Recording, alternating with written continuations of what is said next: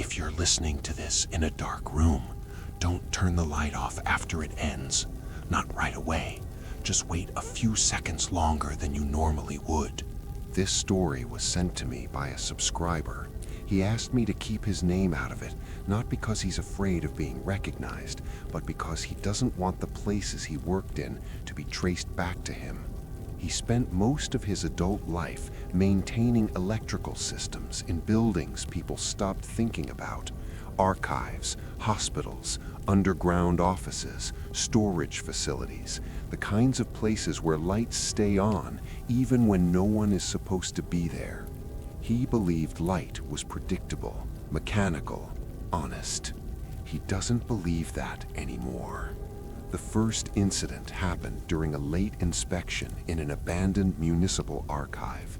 The building was still connected to emergency power, which meant some lights worked and some didn't, and none of them felt reliable. He stood alone in a narrow corridor, concrete walls, no windows, a single fluorescent tube humming above him. And when he finished checking the panel, he reached up and turned the light off. The hallway went dark, but something stayed. On the wall in front of him, where his body had just been blocking the light, a shadow remained, faint, human-shaped, unmistakable, as if the light had turned off but forgotten to take it with it. He stepped sideways. The shadow didn't move. He waved his hand through it. There was no resistance, no reaction. It didn't ripple or fade. It didn't acknowledge him at all. It wasn't darkness. When he turned the light back on, the shadow vanished instantly, leaving a clean, empty wall behind. He told himself it was eye strain, fatigue, long hours and bad lighting. That explanation stopped working when it happened again. Different building, different fixture, same result. Turn the light off, and the shadow stayed exactly where someone had been standing moments before. Always human-shaped, always motionless, always waiting. He began testing it without meaning to, standing under lights longer than necessary, turning them off slowly, watching the walls instead of the floor. Most lights behaved normally. Some didn't. After those lights, shadows stayed behind longer, clearer, more defined, as if the light had learned to remember better.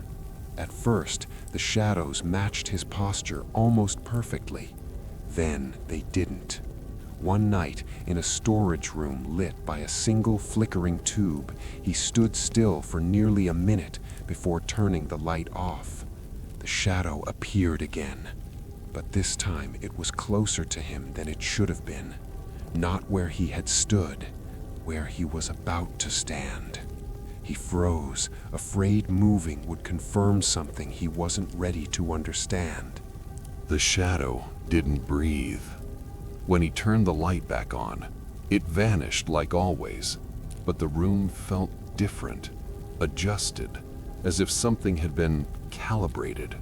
After that, the shadows started appearing ahead of him more often, half a step forward, slightly angled, never touching him, always knowing. He stopped working under certain lights, marked fixtures in his head, avoided entire buildings. Then came the power outage. Emergency lighting activated, bulbs he had never tested, systems he didn't recognize. He turned off a light he had never stood under. A shadow appeared anyway, facing him, not copying him, watching him.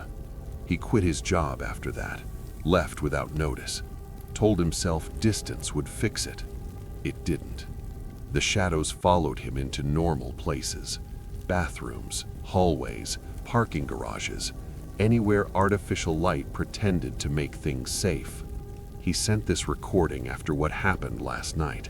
He turned off the bedroom lamp. The room went dark. The shadow stayed, but this time it wasn't shaped like him, and it wasn't on the wall. It was on the floor, standing, waiting for him to turn the light back on. He hasn't.